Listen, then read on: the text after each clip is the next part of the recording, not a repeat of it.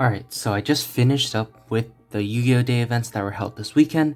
I managed to get top 8 in one of them and win the other one, getting first place. I just want to go over my deck profile quickly, just to see what I played. So I played the same main deck throughout both events. I'm just going to quickly go over the cards because I'm not going to really go explain them, except for the cards that need explaining, that pretty much that were like different or that I would think about changing. So obviously all the names, 2 Nian, I definitely would not play a third. But double Nian definitely needed because it's like a Salmon Great Jaguar. You gotta shuffle back all your resources, and it's a really good extender. For the hand trap lineup, 3 Ash, 3 Bell, triple Gamma with driver. I think Ash is pretty obvious. It is like the best. It is the most generic. Bell I felt was really good against like the top decks like Strikers and Drytrons and stuff like that. But like these Yu-Gi-Oh days, I only played mostly Rogue. So like I felt like this wasn't even that good, but like for the YCS, I figured that it's gonna be a lot more meta, especially in the later rounds. So Bell is good for that reason. It also protects like technically against every single deck with their hand traps like DD Crow or Cult by the Grave or whatever. This can be really good. And then the Gamma package is pretty incredible. Even if you just show them side this out game too, just the fear of like Gamma alone will most likely prevent your opponent from doing anything about your first virtual name when you target a spell or trap, which is really important. But yeah, I felt this hand trap lineup was adequate. I found myself siding out a lot of Bell a lot of the time against the rogue players, but like other than that, I would say this is a pretty good lineup. For the spells, not much explaining here. These are like pretty standard. But the thing is, like I said, I play Double Foolish Burial Goods. Reason I play Double Foolish Burial Goods, I figured like the only times I really will lose like is just when I don't draw a hand effect that can summon from hand, so like any of the 12. This helps alleviate that. You gotta send Queen Long. It also kind of helps with hands where it's like kind of awkward where you only have like monsters, but you really need to like send like sorry, not monsters, when you only have like the spell up and you really need to send like a spell or something like a Queen Long or whatever. It makes it really good in that case. But of course, like it's also a pseudo extender because you can send the Zhanwu as well. I really like this card. I sat it out one a lot of the times just to fit the numbers, and I figured going second, like with that extra card you're drawing, taking out the one isn't that big of a deal. One E-Telly, one Upstart. I don't play Call by the Grave. Like I just wanted more consistency cards, so like that's why I went for Upstart and Double Goods over like Call by in this slot. But yeah, not saying Call by is a bad card, but I just personally felt like this was better. And then finally the 3 trap lineup. Very rarely do you like banish both your Chuchis or whatever. As long as you have one in your deck, that's pretty much all you need. And then you just like try to focus getting on Nian. I always prioritize shuffling this back into my deck from the face down banish pile with Desires, because I just felt like having another one in deck is really important if they out the Chuchi on the board. Since usually you have Shenshin on board, and then that means that Chuchi gets banished. But then you have another Chuchi to shuffle it back and then keep grinding like that. So yeah, Zhanwu, very good card. But yeah, 40 cards in the main. There wasn't really much I wanted to change after playing these 2 events. Like I felt the main deck worked pretty well. There were a few times I bricked, but like that, I guess that just can't be helped. But other than that, I felt it was pretty adequate. Even though I just played against Rogue, I played like maybe 1 or 2 meta matchups against like Sal Migrate and Drytrons, but like and Strikers. But like other than that, like it was mostly Rogue. But against the meta, I felt like this deck would be pretty good. You just have a bunch of extenders to push through their board. But what was the thing that I really discovered was some changes in the extra deck that need to be made. So for the 6s, Charge Warrior, Coral, Juju, I think this is pretty standard. Personally, I found myself using Juju quite a lot, like for its effect. It's a really good removal effect, and of course, it's another name you can target. But of course, the other 3, I've used them all. Like I go to Charge Warrior like almost every single game. It's really good. For the 9s, this is standard Vermilion Shenshin, obviously, but then I also decided to play Croc, so this is kind of the 15th card, and I'll kind of explain my reasoning for that. I don't play the Mud Dragon package to go into Caligo or Dragoon. Personally found myself never going into it going first, because for that to happen, you either have to like play out a really good hand, so you have like all the hand effects, which just isn't going to happen that often, or you have to make a board which doesn't allow you a lot of follow-up, meaning you don't resolve GG or don't put a Shanshan in the graveyard. And I really don't like that, because I feel like follow-up is the name of the game. And plus, like, Caliga really is like and Dragoon, like, they're good, but like I just feel like it makes you lose harder to a card like Droplets or Dark Ruler No More if people are still signing that. I like Croc because it allows you to draw into side cards, so like I play Anti-Spell and Order in the side deck, and those are really important against like pretty much every single deck in the meta right now. I always side those in going first against, I would say, 9 out of 10 like decks that I play. Croc is also a very good disruption with Shen on the board. It essentially acts as another Chuchi, because sometimes you'll be having like extra copies of like Kowloon, Qinglong, Gammas that you don't need, and you can just discard those. And it acts as a second copy of Chuchi in addition to Shen. I don't play any rank 9s though, but I do feel like this is more than adequate for the 9s. Of course, I still play the Zolkin Crystal Wing package. This is still really, really good. There's not much to say about this. It helps you play around hand traps when you draw a specific combination of Virtual World cards. For these events, I play Breaksword and Gospel Shadow for the 3s. But for the future, I'm definitely going to take one of these out for a copy of Fortune Tune. It just hasn't arrived in the mail yet. But personally, I found that I use both quite a bit, and I actually really, really like both. I would even like want to play both of these plus a Fortune Tune, but ultimately, I think I'm going to end up cutting Breaksword as the level 3, just because of how many removal options this deck has already. It already has options like even Coral Dragon's removal, Coral Dragon, Juju, and then you got like Ptolemy 7 Fan. You got a lot of removal options in the deck. So for that reason, I think I would take out Breaksword for Fortune Tune once it comes. You can also consider playing, I would also consider playing like Jaja, because Jaja in Awake is kind of Fortune Tune, but I wanted Fortune Tune for like, let's say if I'm going up against an opponent who like has a bunch of targeting stuff, I can just slap 2 level 3s on the board and then just wipe their board with Zeus. I don't play Downer because like in my mind I figured, oh, if I have to make a Fortune Tune to play around targeting cards like, let's say, the Ancient Warriors Link or a Chuchi, then like if I put Downerd, I just lose those cards. So like for that reason, I don't play Downerd. But I also like Gospel Shadow, because going first, I tend to end on this. Because sometimes I feel like Shen plus Chuchi isn't like enough, and sometimes you just, even with like your most basic cans, like you can end on more than just the Shen as well. Because any level 3 like GG, you finish with a GG and then you just bring back a Nian, and then this is a level 3 that can act as an interruption on your first turn, in addition to your Shen plus Chuchi. Unfortunately, this is like the one card that like doesn't really allow you to do Zeus, since I'm not playing Downer Magician, but I just figured it would just probably not matter anyway, since I have so many rank 6s that I can use to make Zeus instead. Speaking of rank 6s, Ptolemy 7 Fan. So these are definitely mandatory, I think. I find myself going to Fan so much against every single deck out there. Like Strikers, just banish Ray in their Link, and like, or banish Ray in Area 0, and it's so good. Plus, like, a lot of people don't remember, but this effect floats. So like, this card floats, I mean, so it is just really, really good on the field. M7, actually pretty much MVP of the extra deck. You can add back your Virtual Worlds to extend. So like you can send, like, instead of just sending Nian or something, you can send like a name you haven't used yet, make Ptolemy M7, and then add it back to hand and have another name to trigger, plus have a Ptolemy M7. You can add back hand traps, is really good, and of course it acts as removal for like cards both in the graveyard and on the field. So really, really good. And then obviously Zeus, of course. These last 2 cards I'm going to talk about a little more in depth, because these are the cards that I changed over the 2 days. So day 1, the first Yugioh day where I got top 8 at only, I was playing the Money Blood Dragon plus Caliga package. I did not make it a single time out of the 5 rounds that I played.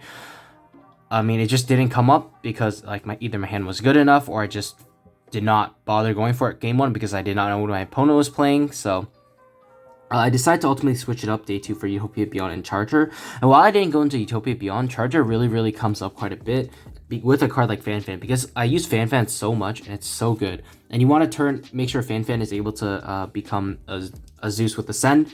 So of course you're going to have to play the Gaia Charger. Utopia Beyond, really, really good card. I put this in as like the last rank 6 because I found that this deck doesn't really have a way to put out a lot of damage like through an established board already. So like if your opponent has a bunch of like even medium attack monsters around like Salad, like 1800 and 2k, it just doesn't really have a good way to kill them. So like I decided Beyond would be a really, really good way to do that, since like obviously all their monsters come 0 and then you can just like kill every single one for like full damage. In addition, I also like Beyond because it gives me the option for a 4 Material Zeus. It's the only card in my extra deck that pretty much lets me do that. If I put a 4 Material Zeus, just against some decks, it's just really important to have that extra Zeus send on their turn, because it can be absolutely game changing. And not to mention, it outs really, really big monsters that are like hard for you to deal with like your removal cards like Fan and Vermilion. So like cards like the Meteonus, Draconoid, Dragoon, of course. It's just really good for that reason. I'm like fairly certain it's gonna come up, and I really like it. But that's it for the extra deck. For the side deck, I believe I'm not really going to change much about it. Pankratops, this card is really good against pretty much everything except strikers. I really hate siding in against strikers because they can just shark cannon it back. It gives their shark cannon so much more value because beforehand, like shark cannon just doesn't really matter against your deck except against Shenzhen. Triple Nibiru, I decided not to main deck this card, and the reason for that is just because of like how many strikers I anticipate are going to be people are going to be playing. Like, I know it's like pretty decent against like almost every single other deck out there, but like I'm just like so certain that like strikers are going to be so popular because people really like that deck. That's why I sided Nibiru. Obviously it's a really good card. I find myself siding it a lot against combo, but yeah, very good. I decided to play Kaijus, double Godarla and Gamzeal, just because I don't have the third Godarla. Otherwise it should be triple Godarla. But Godarla is really good because I was scared of the Wind Barrier statue because like Bird Up and Tri Brigade can put that out. And even though like your deck plays a lot of wind monsters, I still feel like it's a big nuisance for you to deal with. It doesn't allow you to that many options to remove it because like your wind removal options are pretty much just limited to a single Juju. But I mean, like, other than that, like, it isn't just for that matchup. It's also good against like Ignister because this deck doesn't have an out to the Ignister like Link 6. Which, I mean, that's pretty much all Ignisters do, like, going first, right? They put this up. I also like siding against strikers. You can see, like, I'm siding kind of heavily for strikers, because I just feel like it's gonna be so popular. But even against, like, other decks like Dinosaurs as well, it's a really good trade with those, like, high-impact monsters like Dolka or UCT. So, for that reason, I think the triple Kaijus are really good. I was just wanted outs, like, just random things, like, I don't know, like Inspector Border or whatever, if I expect to run into those. For the back row removal, Harpies and Triple Twin. This is all I'm playing for like the back row hate going second. Plus, I guess you can count the Pankratops as well. But I feel like this is fine because there aren't really that many like pure back row decks. Like I don't think Eldritch, I don't think what's his face, Eldritch and Altergeist are going to be like that popular. So for that reason, I think that this is adequate against strikers or whatever. If I do play against like Altergeist or whatever, I still have 5 hand traps I can side in. It's not that bad, and like also I could technically put in Kaijus as well for those decks, but either way I just don't expect to see a lot of them, and I think this is more than adequate. You definitely want like Twin Twisters even against like the Tri Brigade matchup because they play a bunch of traps, and like obviously the Revolt, they force it out early. It can also be decent if they don't have the Link 3.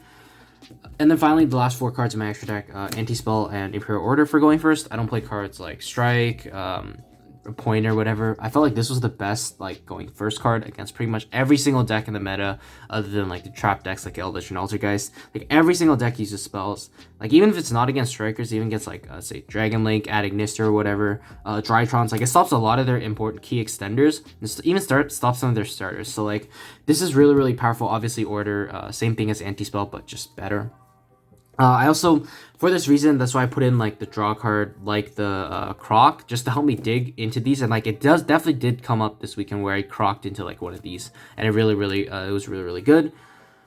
Unfortunately though, with these cards, I will note that it does make you lose harder to a card like Twin Twisters, because normally you just have one Chuchi face up on your field, but then if you draw one of these as well and they just chain Twin Twisters, that's a lot of value they're getting for the Twin, whereas normally they just be getting this. So that's kind of the downside of this, but like, I mean, you can say that about like any going first trap, like, I don't know, like whatever you're signing in going first, you can just pop it with Twin. But if they don't have the out for this, I think you just pretty much win because you slow down the game enough to where you're able to you should just be able to kill them that next turn. But yeah, that's the deck profile that I played this weekend. Well, YCS is in a week. Hopefully we can do well. Hopefully we can do well in it. And yeah, wish me luck. 3 days later. Hey guys, so I just submitted my final deck list for the YCS. and in typical Yu-Gi-Oh player fashion, I made some last minute changes to my deck list, and I'm just going to go over what they are. So for the side deck, I took out 3 of the Kaijus and put in Dark Rulers. This one's pretty simple. I figured that anything a Kaiju can out, Dark Ruler can also out, aside from the Ignister Towers link. But for that, I figured that I just put in a bunch of hand traps. If I don't draw them, I have a very niche out where I just go Crystal Wing, and I activate any effect of my extra deck monster, negate it, and it gains the attack and then beat over it. And I also figured that the Kaijus would be only good in that like Ignister matchup, maybe Strikers, but against Strikers I already have enough back row. I have back row hate, I have Order, anti-spell, stuff like that. So I just felt like I didn't really need to put in more Striker cards, and especially since the Kaijus were only for like Strikers and Ignister. Like this can out like a whole, in theory, out like a whole combo board like Dragon Link or Drytron or whatever. But yeah, that's pretty simple to explain. Nothing too complex there. Dark Ruler, very good card. Even against the Mirror, honestly, like you can negate their Crystal Wing and their Caliga, which is huge, and then you only have to play through Chuchi, which is really good. Okay, so now for the big change, I think the one that takes a little more explaining. I took out the triple Bell in my main deck and put in triple Infinite Impermanence, and now I'm gonna try my best to explain why I did this. So I actually made a list of pros and cons. So first, the thing with Imperm is it's like Bell, it's usable against everything, which I definitely thought would be important in this YCS because of the diversity of players that are playing. From what I saw, there were a lot of new players, a lot of players who like started playing the first YCS, so I expect there's a lot of rogue in there thrown in there, and I wanted my deck to be as generic as possible. While Bell doesn't hit every single rogue deck, I'm like very confident to say that Imperm does, except against like even against like something like Stun, you can hit their Stun monster or whatever. Like every deck has monsters that you can hit. This also can negate annoying Floodgates if it comes up. And plus, another benefit I figured was it's even good as a 6 card. It can trade 1/1 with a negate, but it's also very important to trade with cards like Appaloosa, which this deck struggles with Winda, even with Mechaba, just 1/1 is really good. So I figured Infinite Impermanence, really good. Is a going second card as a good hand trap. Plus, you can set it for Zolkin, and Crystal Wing is just a really good card. So I figured Imperm would be really good. It also, most importantly, the reason I put it in is it's very good against the Tri-Brigade and should all match up, which I feel like are this deck's worst matchups because they can't really deal with Winda, and then the Omen Banish can be really huge. Like I said, also outs like Appaloosa, which is a really big problem for this deck. But of course, it wouldn't have been so easy to make this change because there are obviously some cons I need to consider. It's relatively low. It's a low impact hand trap. It's usually a -1. If not always a -1 if you're not setting it in the same column. And against some decks, it just may not be enough as the only hand traps to stop them. I figured this was also the case with Bell, so that kind of just nullified the con. It just kind of nullified that. I didn't really care about that. It unfortunately loses harder to a card like Twin Twisters when I set it, because normally I just have a Chuchi face up on my field. But if I start setting this and someone's main decking Twin, I lose harder to it. But I always figured that game 2, I can just side this out. It's totally okay if I'm siding in like anti-spells Order and stuff. I'm just not going to make myself lose harder to Twin by putting this in. But yeah, mainly the biggest concern with this card was it wouldn't be high impact enough, and it's for that reason I was actually considering at one point main decking Nibiru, and let me just explain my reasoning why I didn't end up main decking Nibiru. Biggest reason obviously is it's not good against every single deck out there. Like mainly Sky Strikers, any other control deck like Eldritch or whatever, it's most likely going to be dead. Of course, it also sucks as a 6 card, doesn't do anything. But for that reason, I decided that I'd ultimately just side this. I reasoned that I would be playing with it at least half of my matches if I really needed to, like because you play with the side deck for at least like 50% of your matches. So yeah, I figured that was totally okay. I just didn't want any dead cards in my main deck game 1 because I just figured the field would be so diverse. With all these new players, experienced players in the mix, like a lot of decks we're gonna be playing as a bunch of decks. And like for the reasons I mentioned before, it's also good going second. It trades really well with those like negation monsters or those floodgate like monsters like Winda and Appaloosa. And yeah, it's for that reason I ultimately decided to main deck Infinite Impermanence. As always, you can discard it with the virtual world cards if it's not useful. But yeah, those are just the biggest changes that I made. Other than that, I kept my entire deck the same. I'm going to post my deck list really quickly on the screen so you guys can see it. But yeah, those are just the changes that I made. Extra Deck still kept it the same. Decided not to go with the Mud Dragon package because I figured it makes you lose harder to cards like Droplets, Dark Ruler, and the worst part about it is like it doesn't give you a follow up unless your hand is already really good. So if you draw like an extra rote, like a Lao or something.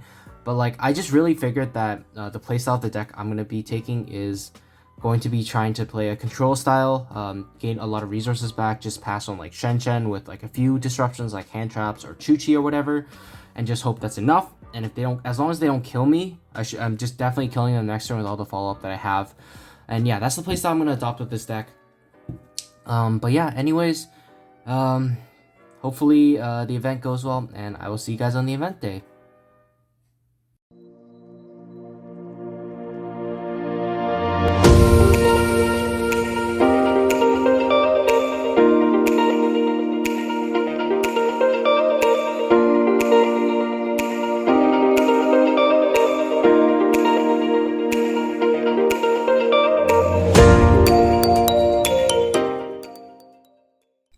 Alright guys, so welcome to day 1 of the remote duel YCS, and I'm super excited and nervous at the same time to be here.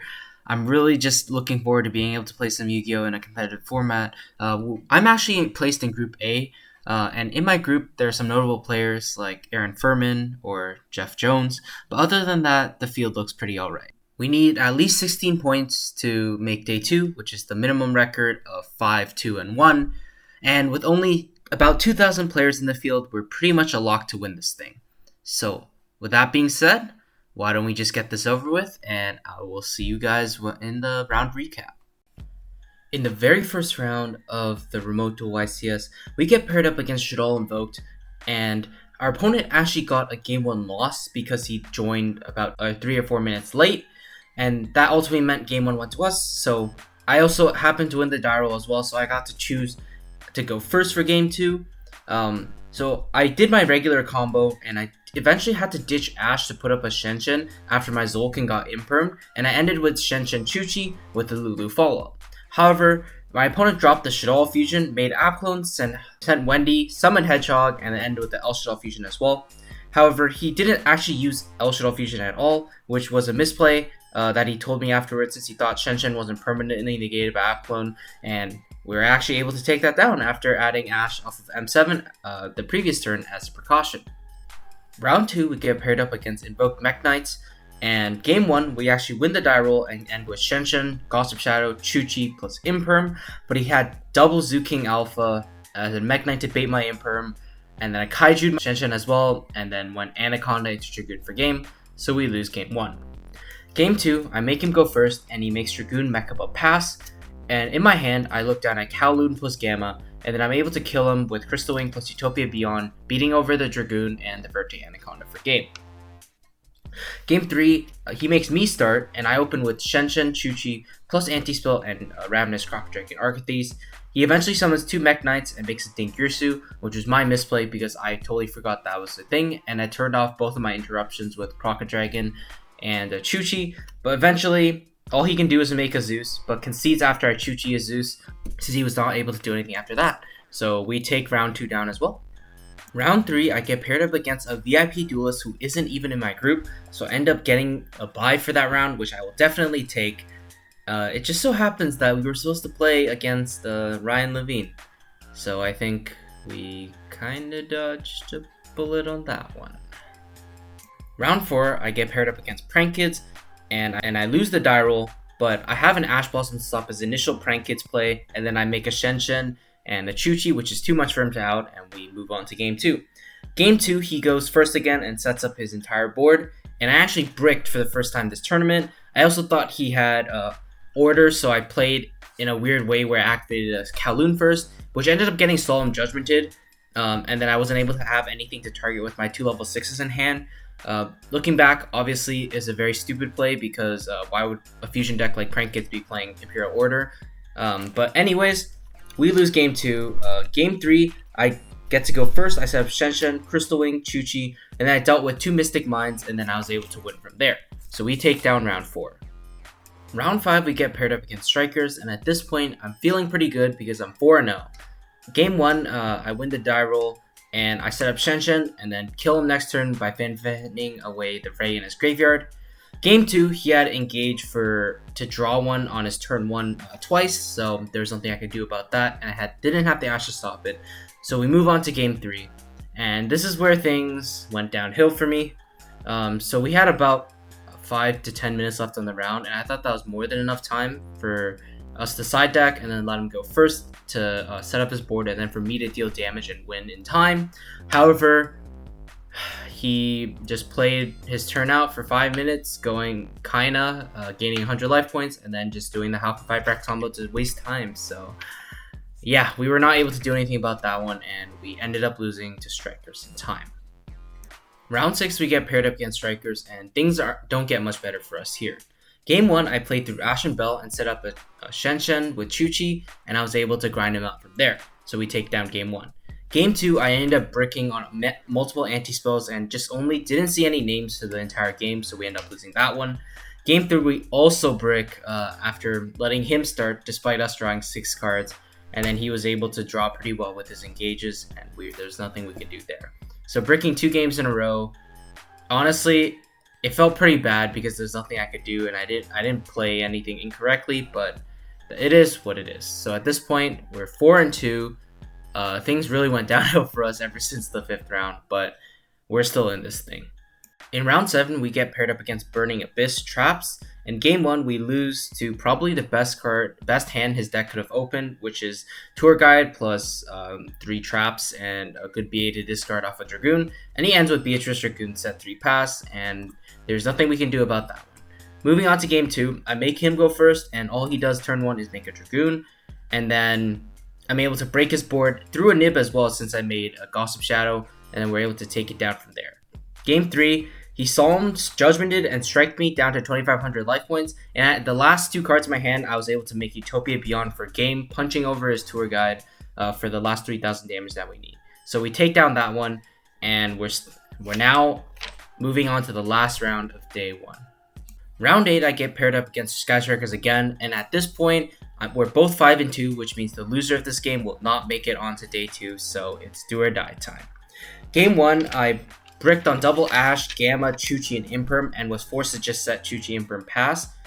My Ash Blossom was able to stop him, and I eventually top decked Desires to get into Goods and the Lulu that allowed me to play the game. And I won after Shenshen plus Chuchi was established, and I added back Ash with M7. Game 2, he lets me go first. I go Shenshen, Chuchi, and Croc through an Ash Blossom. I Ashes reinforcing the army, and I loop my Ash Blossom with M7 game 2, and we're able to take it down from there because he just wasn't able to get to a Ray. So that's gonna do it for day 1. We made it to day 2 with a 6-2 record, meaning we're on the bubble, so we need to win every single round from here on out if we want a chance to top.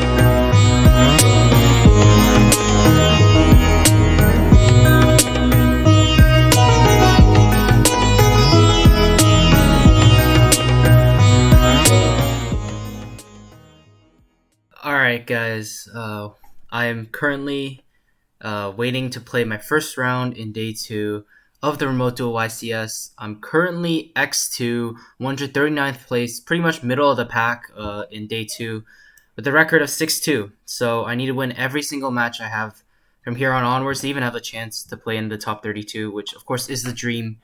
I've been here before in this very same position, exact same actually, where I was 6-2.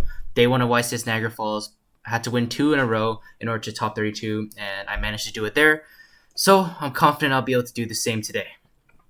But anyways, wish me luck. I will check back with you guys when we eventually get the results out. In the very first match I play in day 2, I get paired up against Strikers.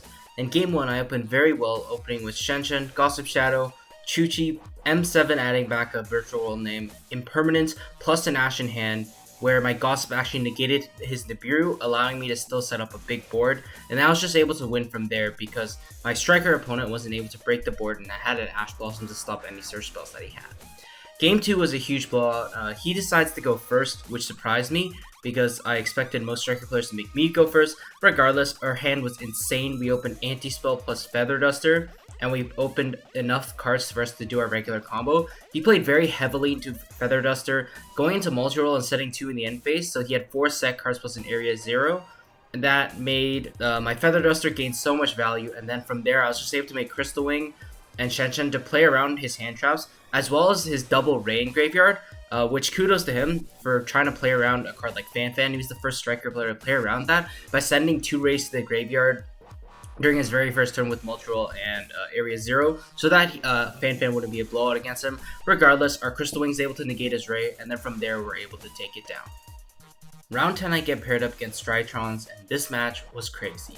Game 1 he opened Alpha Zeta and the absolute nuts, and I had 0 hand traps, so I was unable to break his board, but I decided to play it out just to see what kind of board he ended with, and he ended with the standard IP Beatrice Herald the Ultimate in this board with like 4 fairies in hand, so there was nothing I could do about that. Game 2 I go first, and I set up Ravenous Crocodile, Shen, Crystal Wing, Anti-Spell, and Chuchi, and even then that was barely enough to stop him since he opened so well once again. I did misplay in this because I kept trying to clear level 1s off the board so that he didn't have 2 level 1s, but in reality I could have let him just go 2 level 1s, make whatever rank 1, sure he attacks. If he tries to go into Downer Magician, my Chuchi or Croc pops it, and if he just goes straight into Zeus, I still have a Crystal Wing to negate it, so that's completely my fault. If he had one more level 1 extender in his hand, I would have had my board wiped and I could have lost from there, but luckily we're able to take it down. And then came Game 3. You know that feeling you get when you can just see the outcome of a game because you feel so confident that it's going to go your way? I still remember physically smiling as I looked down at my hand, and I saw Gamma, Nibiru, Kowloon, and Alulu, and I thought there was no possible way that I could lose this game, right? I mean, there's no way he could play through 2 high impact hand traps and then still have a way to stop me from going into Kowloon Lulu, right? Unfortunately for me, Game 3 he opened the absolute nuts once again. He had enough names to play through both my hand traps, and I figured that I would be able to Nibiru him before he made a Beatrice so that he wouldn't have access to the Ava part of his deck to get to Herald the Orange Light. But when I Nibiru'd him, unfortunately, he already had a Herald of Orange Light, which forced me to Gamma him right then and there. But even then, he was still able to eventually end on 2 copies of Herald in his hand because he was just unable to play through all my disruptions because his hand was good enough. And he ends on IP Beatrice and Link Revo with 2 Herald Negates in hand. We actually get into a grind game because I'm forced to set my Chuchi in hand after activating Qinglong and having both my names in hand negated since I top decked a name for turn. And luckily for me, he doesn't draw anything the next turn, so I do survive a turn where he just goes Underworld Goddess to attack directly. After that, I top deck into a Nian, and he actually pops both my back row. So that puts the Qinglong into the graveyard, and I get the Qinglong effect to search a level 3, normal level 3, summon back Nian. And then in my mind, I was thinking I can either make Shen or I can make a Zeus, and I thought that Zeus was just the better play. So I go for a Zeus, and just hope that he doesn't draw a name. Unfortunately for me, he did, and that was it. He was able to summon Alpha, grab a Natasha, and the game was over from there. We did our best, but ultimately, just 2 rounds away from top 32, we were knocked out, going X3 in the very first remote DUEL YCS. Despite my record, I ultimately decided to play out round 11 because I had a tiebreaker that was currently X2 and I really wanted him to top, so I decided to do my best and give him the best shot of topping. For round 11, we get paired up against Sky Strikers once again for the final time in this YCS. Game 1, I opened Shen Chuchi with strong follow-up, and that is more than enough since I just destroy his Rose when he summons it and he scoops it up. Game 2 goes by even faster as I shut up Shen Chuchi once again with a Croc, and a Lulu follow-up, and ultimately, he just scoops after activating one Pot of Desires.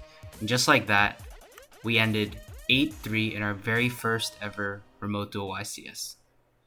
Alright, so guys, we just finished round 11 and we did not make it. We lost our round 10 to Drytrons. He just opened nuts every single game, had like every single name all the time, and he just played through my hand traps. There's nothing I can really do about it.